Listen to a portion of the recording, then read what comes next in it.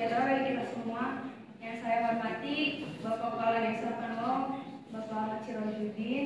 Yang saya hormati Kepala Kantor Pertanahan Kabupaten Melawi, Bapak Ramadan Oktanugraha. Yang saya hormati Bapak Kepala Pengawas beserta para pejabat pegawai Kantor Pertanahan Kabupaten Melawi.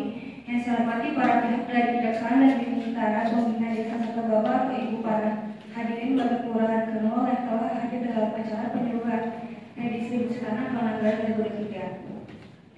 Pertama-tama marilah kita panjatkan puji dan syukur kepada Tuhan Yang Maha Esa atas rahmatnya pada saat ini kita semua dapat berkumpul di tempat ini. Sebelum itu berikut adalah susunan acara pada penyuluhan redistribusi tanah. Yang pertama adalah sambutan dari Kepala Desa yaitu Bapak Ahmad Sirojudin untuk waktu dan tempat.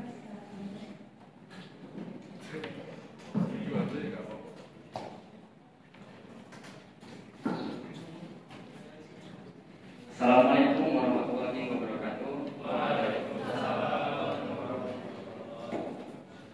Baiklah, terima kasih atas waktunya.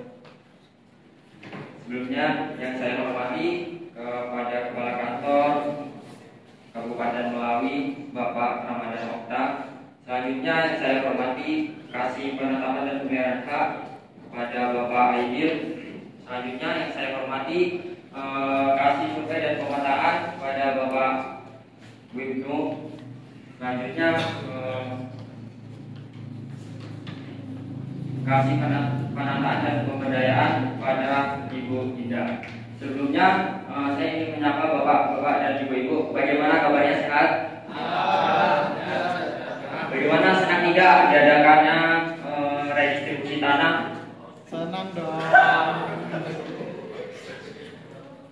Baiklah, kepada Kepala Kantor Kabupaten Melawi, saya ucapkan selamat datang di Kelurahan Desa Kanwal, Kecamatan Nangapinok, Kabupaten Melawi, yang sudah menyempatkan waktunya untuk menyampaikan penyuluhan terkait agenda redistribusi tanah. Untuk itu, saya mewakili Bapak-bapak dan Ibu-ibu masyarakat Desa Kanwal mengucapkan terima kasih karena selama ini di Kecamatan Desa Kanwal belum pernah diadakannya redistribusi tanah. Untuk itu, Bapak-bapak dan Ibu-ibu sekalian menyambut kedatangan rekan-rekan dari Kepala dari Badan Pertanahan Nasional Kabupaten Melawi untuk melakukan penyuluhan pada siang hari ini. Untuk itu kami persilakan kepada Kepala Kantor dan juga pejabat pengawas untuk memberikan mekanisme atau langkah-langkah dalam melakukan redistribusi tanah. Selanjutnya saya kembalikan kepada Ibu Adinda Tasya selaku narasumber dan juga Kasih Penata dan Pemberdayaan. Terima kasih kepada Bapak Desa Kanwal untuk sambutannya.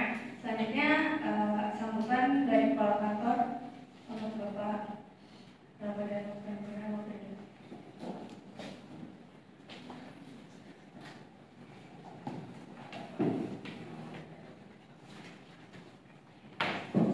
Baik, Assalamualaikum warahmatullahi wabarakatuh. Waalaikumsalam warahmatullahi wabarakatuh.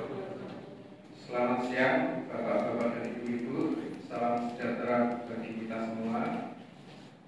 Jadi di sini kita dari jajaran Kantor Pertanahan Kabupaten Melawi akan melakukan penyuluhan atau sosialisasi mengenai program reforma agraria. Dalam hal ini adalah program redistribusi tanah di Desa Kanwal, Kecamatan Nangapinok, Kabupaten Melawi.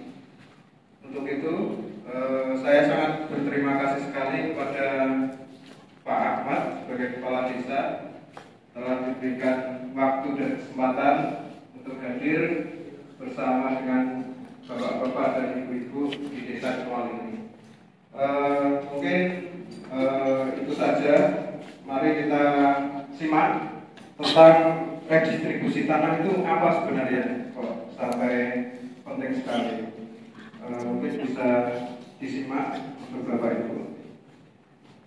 Jadi redistribusi tanah ini salah satu bentuk reforma agraria yang tujuannya untuk mensertifikatkan tanah.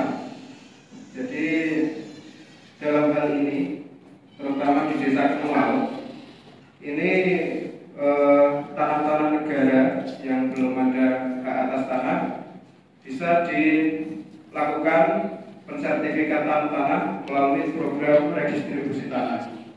Jadi ini ada banyak manfaatnya, manfaat sertifikat tanah, yang salah satunya yaitu kepastian hukum dan perlindungan hukum.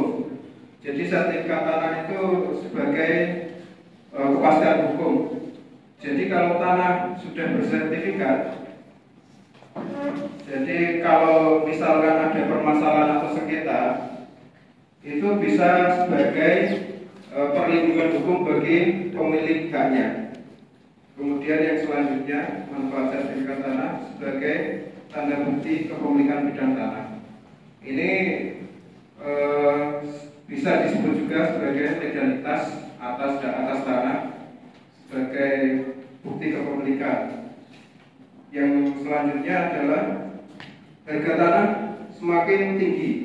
Jadi ini memang banyak sekali manfaat sertifikat, salah satunya yaitu harga tanah menjadi lebih tinggi. Jadi hal ini bisa dibandingkan tanah yang belum sertifikat dengan tanah yang sudah disertifikatkan. Ini merupakan peluang yang sangat baik bagi masyarakat yang mau mengolah atau memproses tanahnya untuk meningkatkan kesejahteraan masyarakat. Yang selanjutnya, manfaat sertifikat tanah adalah sebagai aset permodalan dalam rangka meningkatkan kesejahteraan. Ini ada hubungannya dengan yang saya sampaikan tadi. Ketika tanah sudah disertifikat, pasti akan memiliki legalitas hukum. Maka dari itu, sertifikat itu bisa jadi untuk jaminan untuk pinjaman pengguna bank untuk memperoleh permodalan dalam rangka peningkatan usaha UMKM dari masyarakat. Kemudian yang selanjutnya adalah meningkatkan ketahanan dan kedaulatan pangan. Hal ini berkaitan erat dengan tanah-tanah pertanian. Perlu kita ketahui memang di Indonesia ini, terutama di desa Kemual, banyak sekali sawah-sawah yang memang jadi objek redistribusi tanah kali ini dengan tujuan untuk meningkatkan ketahanan pangan. Oke. Selanjutnya yang saya singgung dari slide pertama tadi, ini ada penjelasannya di rinci mungkin. Redistribusi tanah adalah rangkaian kegiatan yang dilakukan oleh pemerintah dalam rangka pemberian tanah yang bersumber dari objek redistribusi tanah kepada subjek redistribusi tanah dengan pemberian tanda bukti atau sertifikat.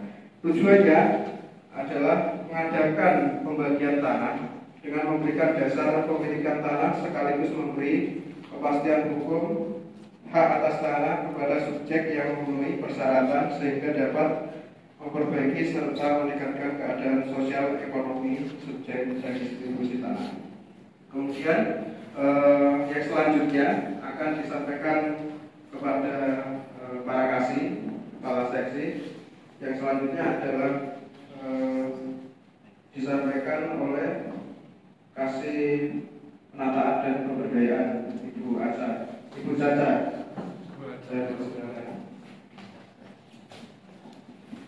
Oke, selanjutnya pada tim pengukuran pada Bapak Lamsu itu untuk menjelaskan untuk depan dipersilakan.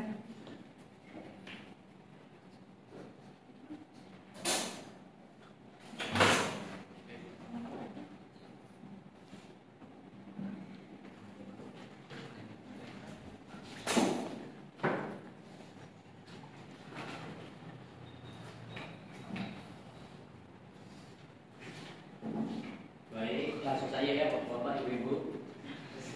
Tahapan kegiatan restribusi tanah yang pertama yaitu persiapan, kemudian penyuluhan kegiatan saat ini, kemudian inventarisasi dan identifikasi subjek dan objek tanah, kemudian pengukuran dan pemetaan bidang tanah, penelitian lapak, dan yang keenam sidang gugus tugas reforma agraria dipimpin oleh Bupati.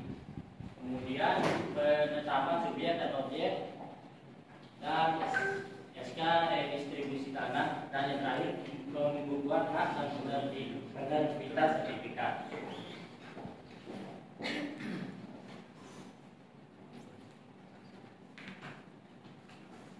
Baik, selanjutnya akan dibacakan oleh staf kantor pertanahan kami. Baik, selanjutnya kami menjelaskan pada tim penetapan dan pemeliharaan hak pada Bapak Dinas Sendiri atau Dokter.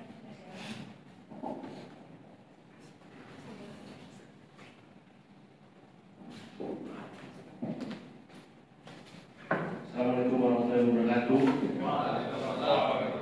Langsung saja, yang pertama yaitu objek retribusi tanah. Satu, prioritas dari tanah objek reforma agraria, salah satunya pelepasan kawasan hutan, tidak berada dalam sampang sungai. Kemudian memenuhi syarat yang telah ditetapkan dalam peraturan perundang-undangan, tidak masuk dalam kawasan hutan gabut. Keempat, clean and clear secara fisik dan yuridis. Clean yang berarti tidak dalam sengketa konflik, clear secara fisik jelas batas-batasannya dan tidak komoditi. Kemudian terdapat jarak tertentu dari bidang tanah ke jalan untuk sempadan jalan dan tidak dapat disertifikatkan. Kemudian luas yang diberikan tidak boleh lebih dari 5 hektar per orang dengan ketentuan seluruh tanah yang dimiliki tidak melebihi batas maksimum kepemilikan tanah pertanian. Kemudian subjek dari distribusi tanah yang pertama yaitu warga negara Indonesia, yang kedua orang per orang, petani, nelayan, petambak, buruh honorer, buruh lepas, pegawai negeri sipil paling tinggi golongan 3A yang tidak memiliki tanah, anggota TNI atau Polri berpangkat paling tinggi letnan 2, inspektur 2 polisi atau yang setingkat dan tidak memiliki tanah. Yang ketiga, bertempat tinggal di kecamatan atau kecamatan berbatasan langsung dengan tempat tanah yang bersangkutan. Keempat, berusia 15 tahun atau sudah pernah menikah. Syaratnya diwajibkan sudah memiliki KTP dan pelampiran kakak. Kelima, menguasai dan mengusahakan sendiri tanahnya secara aktif, dibuktikan dengan surat pernyataan penguasaan fisik dari penggarap yang bersangkutan yang diketahui oleh kepala desa setempat.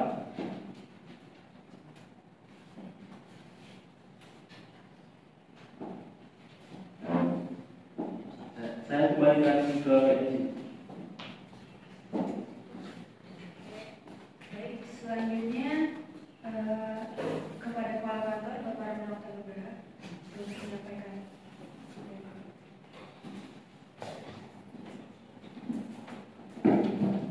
Baik, selanjutnya di sini kita akan coba menerangkan tentang kewajiban calon penerima program redistribusi tanah.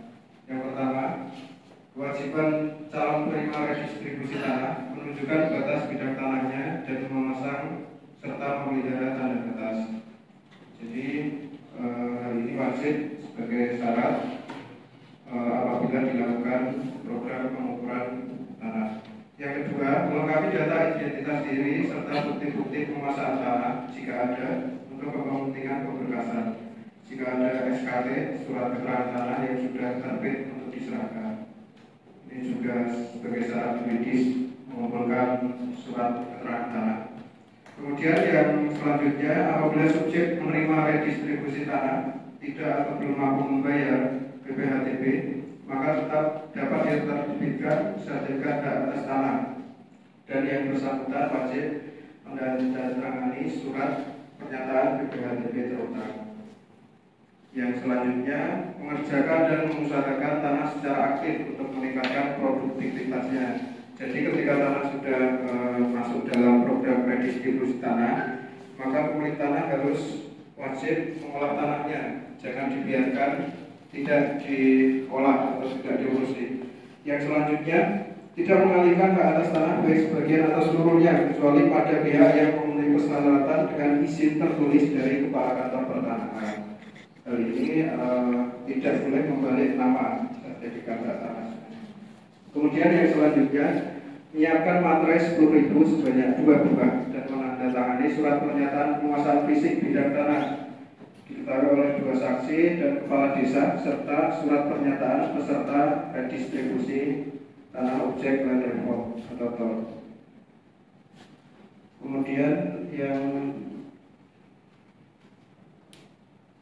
selanjutnya ini ada berkas-berkas yang perlu disiapkan untuk ikut dalam redistribusi tanah bagi bapak-bapak, ibu-ibu yang berminat untuk mendaftarkan tanahnya. Bisa dilihat syarat-syaratnya, yaitu pertama KTP elektronik, yang kedua kartu keluarga, yang ketiga SPPT PBB, yang keempat form identifikasi dan inventarisasi, yang selanjutnya surat pernyataan penguasaan fisik, kemudian surat pernyataan dan surat tanah lainnya.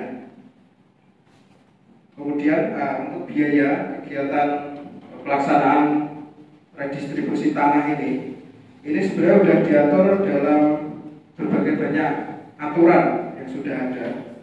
Yang pertama adalah keputusan bersama Menteri Agraria dan Tata Ruang, Kepala Badan Pertanahan Nasional, kemudian Menteri Dalam Negeri, Menteri Desa, Pembangunan Daerah Tertinggal, dan Menteri Transmigrasi nomor 25 garing SKB garing Romawi 5 garing 2017, kemudian ada nomor 590 garis datar 3167A tahun 2017, kemudian nomor 34 tahun 2017, kemudian tentang pembiayaan persiapan pendaftaran tanah sistematis lengkap. Ini sama juga ketika program redistribusi tanah.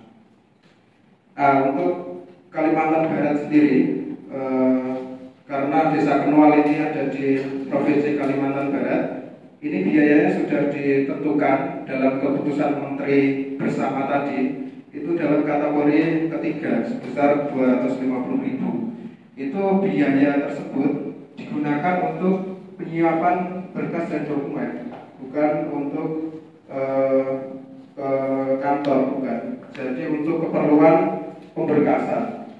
Jadi untuk penyiapan dokumen, kemudian pengadaan patok dan materai, kemudian kegiatan operasional petugas desa ketika sewaktu-waktu diminta untuk datang ke kantor untuk memenuhi persyaratan yang harus dipenuhi.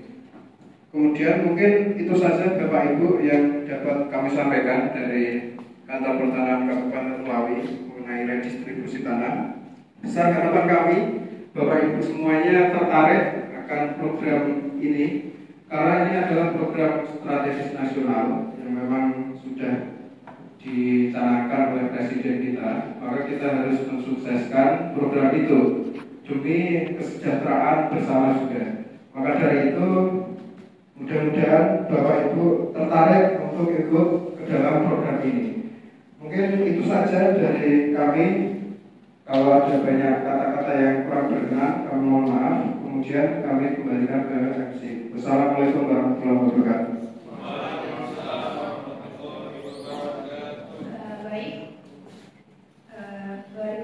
Tadi sudah dipaparkan oleh kepala kantor. Selanjutnya ada sesi tanya jawab. Untuk Bapak Ibu, apakah ada yang ingin bertanya? Ya, kepada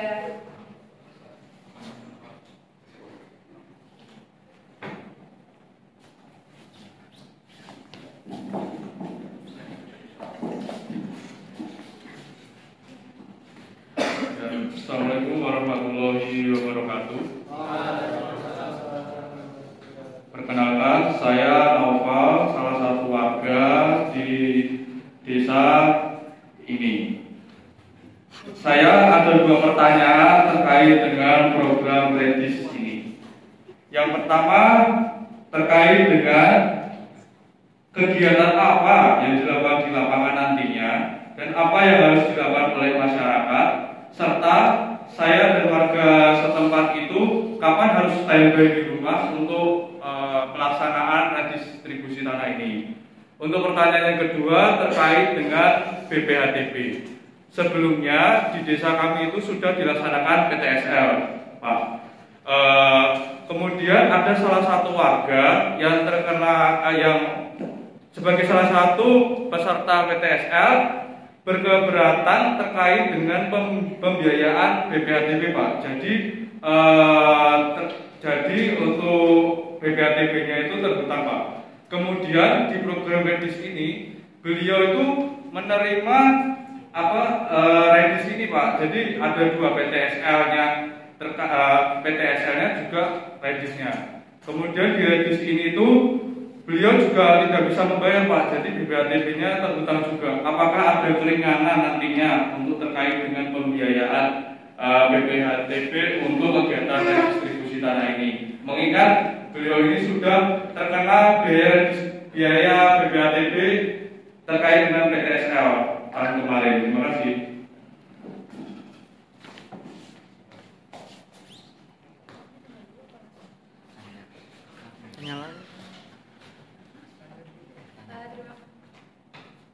Terima kasih kepada Bapak Rambo untuk pertanyaannya.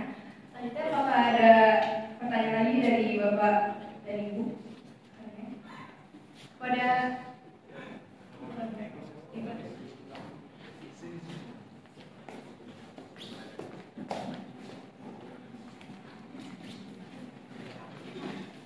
Assalamualaikum warahmatullahi wabarakatuh. Izin Bapak mau bertanya. Saya kan punya sertifikat. Nah, kebetulan sertifikatnya itu hilang. Apakah boleh saya ikuti di kegiatan redis ini atau gimana? Terima kasih. Terima kasih kepada Bapak Wahyu untuk pertanyaannya. Selanjutnya apakah ada yang bertanya kembali ya kepada Bapak Ibu?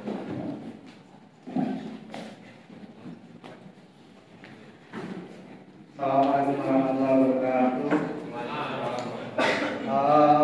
Izin Bapak, izin Ibu, saya di sini mewakili dari Bapak saya, yaitu Bapak Dani yang sedang sakit-sakitan di rumah. Saya izin bertanya Bapak, Ibu, apakah bisa diwakili oleh anaknya, yaitu saya yang belum berumur 17 tahun. Jadi apakah bisa Bapak Ibu, karena orang tua saya sedang sakit-sakitan di rumah. Terima kasih. Terima kasih Mas untuk pertanyaannya, mau orang tuanya ya. Selanjutnya akan dibantu jawab oleh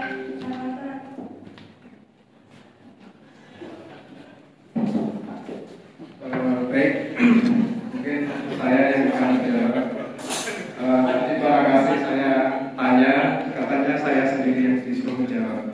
Saya akan menjawabnya. Jadi mungkin pertanyaan dari Bapak Nopal ya, tadi mengenai proses di lapangan itu seperti apa dan kapan waktunya gitu ya Pak.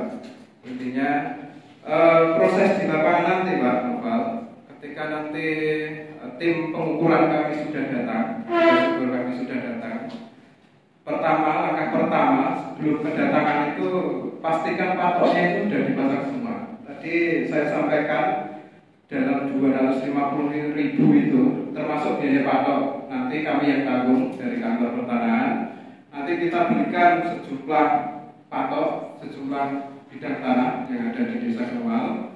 Kemudian akan didistribusikan ke desa.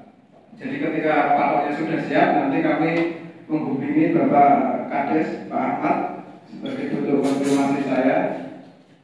Pokoknya Pak Kades ini sebagai narahubung dari kami. Nanti Pak Kades menyampaikan ke masyarakat untuk persiapan patoknya.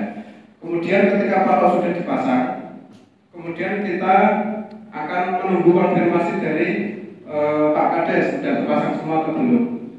Kalau sudah terpasang, kami akan menurunkan tim pengukuran ya sejumlah 3 atau 4 orang. Nanti melihat kondisi di Desa Kenual, luasnya, kemudian bentuk bidang tanahnya seperti apa. Kemudian kami turunkan, dan ketika tim pengukuran datang, itu akan dilakukan kumpul-kumpul lagi Pak Noval. Jadi saya minta Pak Kades untuk mengumpulkan masyarakat pemilik tanah untuk terkait teknis pengukurannya nanti akan disampaikan oleh tim pengukuran sendiri. Jadi pas waktu tim pengukuran datang ke lokasi. Jadi ini cuma sebagai awal saja untuk kegiatan medis. Ketika nanti sudah masuk masalah teknis akan disampaikan kepada tim pengukuran. Mungkin bagaimana cara pembagiannya itu bisa diatur oleh tim pengukuran tentang siapa yang mendampingi. Itu harus ada mendampingi Pak Noval karena kita ya butuh orang kunci lah dari desa untuk mendampingi pekerjaan kita agar berjalan lancar. Kemudian untuk alat yang dibawa nanti kita akan meluncurkan alat GNSS, Cost Geodetic, Space Geodetic untuk mempercepat proses pengukuran di desa Kenual. Melihat geografis di Kenual ini, saya lihat sekilas itu ya perkampungan biasa, tidak terlalu padat. Mungkin akan lebih cepat jika menggunakan GPS geodetik, tapi nanti akan dibahas lagi oleh tim pengukuran. Jadi bukan ya itu kewenangan tim pengukuran. Saya cuma menjembatani saja. Kemudian untuk waktu pelaksanaannya itu kapan gitu ya. Jadi ketika sudah penyuluhan yang pertama ini nanti akan dikonfirmasi lagi. Secepatnya kita akan turun ke lapangan. Jadi kita tidak mau menunda-nunda waktu, mau menunda sebagai komitmen kami di kantor pertanahan Kabupaten Melawi. Secepat mungkin kami akan turun ke lapangan jika sudah siap semua. Jadi itu. Kemudian untuk masalah akomodasi petugas kami di lapangan, mohon Pak Kades bisa kondisikannya ya di desa nanti agar kegiatan kita ini berjalan dengan lancar. Mungkin itu pertanyaan yang pertama, saya jawab singkat. Yang kedua, kalau ada masyarakat yang sudah ikut PTSL tahun kemarin, kemudian BPHTB-nya terhutang, kemudian ikut program medis lagi, tapi terhutang karena masalah biaya tidak punya, gitu ya kira-kira. Apa yang akan kita lakukan, gitu ya. Nanti mungkin kita tetap akan mensertifikat tanahnya.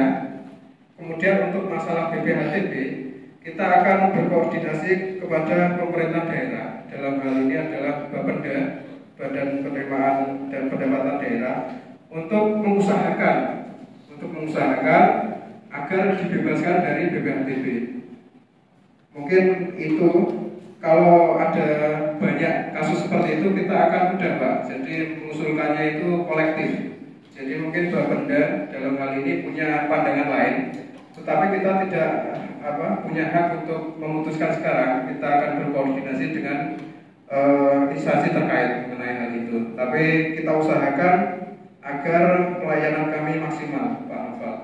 Mungkin seperti itu. Pertanyaan yang selanjutnya dari Bapak Wahyu. Apa pertanyaan? Oh, sertifikat hilang tadi ya. Ketika sudah punya sertifikat tapi hilang, apakah boleh untuk program redis ini ya Pak Wahyu? Jadi intinya program redistribusi tanah ini Pak Wahyu perlu diketahui, itu tanah-tanah yang belum terdaftar atau tanah negara yang belum pernah disertifikatkan. Jadi kalau sudah punya sertifikat dan sertifikatnya hilang, itu mohon maaf dengan berhati-hati, kami tidak bisa memproses keadaan tersebut. Jadi nanti akan diarahkan, ada programnya sendiri, yaitu program penggantian sertifikat hilang, langsung ke kantor pertanahan. Nanti akan diarahkan oleh petugas loket untuk bagaimana prosedur pendaftarannya. Mungkin itu Pak Wahyu.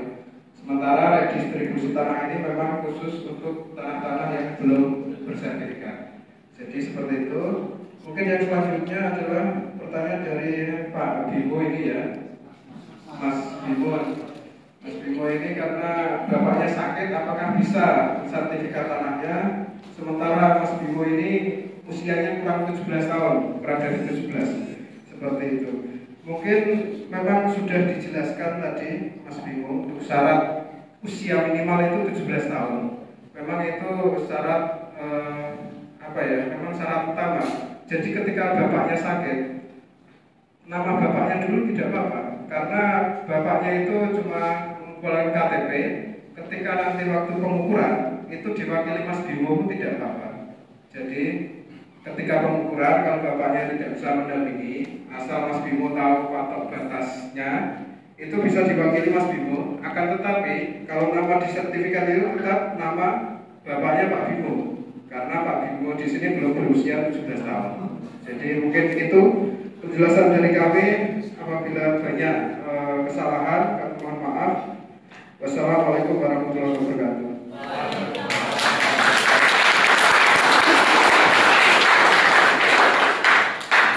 Ya, terima kasih kepada Bapak Koordinator. Selanjutnya mungkin dari Pak Desa ada yang ditambahkan.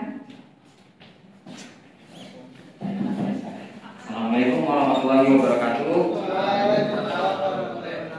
Baiklah Bapak Ibu, di sini saya akan menambahkan sedikit dan juga sembari mengingatkan terkait berkas-berkas dan juga apa-apa yang telah disampaikan dari Kepala Kantor Kabupaten Melawi. Tadi sempat disampaikan juga kepada Kepala Kantor Kabupaten Melawi, Bapak Ramadan Okta, bahwasannya bentar lagi akan diadakannya pengukuran.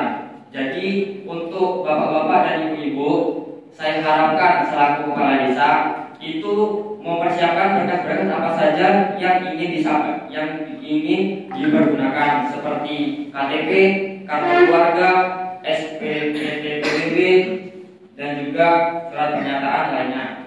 Selanjutnya sekitar 2 hari lagi ya Pak, 2 hari lagi ini akan dilakukan penjeruhan lagi guna menindaklanjuti kegiatan yang akan dilakukan oleh Kepala Kantor Kabupaten Melawi. Untuk itu tadi juga sempat disampaikan sedikit dari Bapak Kepala Kantor bahwasanya dengan akomodasi yang cepat maka pengukuran akan cepat selesai. Jadi mohon kepada bapak-bapak dan juga ibu-ibu, ketika ada petugas dari Kantor Pertanahan Kabupaten Melawi yang ingin melakukan pengukuran, sediakanlah akomodasi berupa makan, yaitu halal lah, hitung ya sedekah lah, itu seperti itu. Dan selanjutnya tadi ada beberapa dari bapak-bapak dan juga ibu-ibu yang bertanya, mungkin itu merupakan sampel dari sekitar 30.000 orang yang ada di depan saya. Mungkin masih banyak ada lagi pertanyaan, mohon disimpan dulu. Nanti kan ada penyuluhan selanjutnya bisa disampaikan di dalam penyuluhan tersebut. Dan juga kepada bapak dan ibu yang tadi sertifikatnya hilang ya, bapak siapa tadi yang sertifikatnya hilangnya? Oh, kepada bapak Wahyu dimohonkan kalau sertifikat hilangnya segera melakukan pendaftaran ulang agar bisa dilakukannya pendistribusian tanah dan juga bisa berjalan dengan baik. Baiklah, saya ucapkan sekali lagi terima kasih antusiasnya kepada bapak-bapak dan ibu-ibu hingga tadi pagi dan juga siang ini menyempatkan waktunya untuk hadir di dalam penyuluhan ini. Untuk itu saya kembalikan kepada Ibu Adinda Rasa. Baik, kepada Bapak Naufal sudah puas dalam jawabannya, dan Bapak Wahyu sudah puas Pak untuk adik. Apa jawabannya? Oke, mungkin cukup sekian penyuluhan hari ini ya. Ucapkan terima kasih kepada Kepala Desa Kelurahan Nol, Kepala Kantor Pertanahan Kabupaten Melawi, tim pengawas, Bapak Ibu dari pihak kejaksaan, para badan pembina desa, serta Bapak atau Ibu penerima distribusi tanah. Selesai sudah cara penyuluhan dan distribusi tanah di Kelurahan Kanual, Kecamatan Nangapina, Kabupaten Melawi. Kurang lebihnya saya mohon maaf. Terima kasih. Wassalamualaikum warahmatullahi wabarakatuh.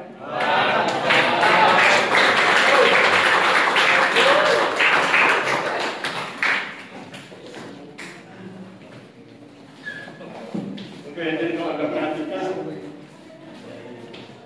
sesi 1, sesi 2, sesi 3, Anda semakin lihat bahwa dia semakin paham, semakin bagus penampilannya karena dia belajar dari tim sebelumnya. Hanya saja kesalahan dari sidang ini adalah ketika bicara tentang biaya yang 250.000 itu nggak boleh kepala kantor yang ngomong. Itu harus kepala desa yang bicara, karena itu adalah pungutan di desa. Kalau kepala kantor ngomong itu berarti kepala kantor menerima bagian, itu nggak boleh. Dan nanti kepala kantor diplomasinya begini, jadi bilang Bapak Ibu sekalian berkaitan dengan biaya pemberkasan nanti kita menunggu penjelasan kepala desa karena beliau yang punya kewenangan. Nah, nanti kepala desa kemudian menyampaikan SKP 3 Menteri itu bahwa dalam konteks Kalimantan biayanya sekian. Ya. Jadi kepala kantor harus hati-hati karena bicara uang bisa dianggap ikut serta memperkaya orang lain bisa kena pidana korupsi. Oke, itu terakhir kita sekarang berjam-jam orang itu. Oke, terakhir siapa?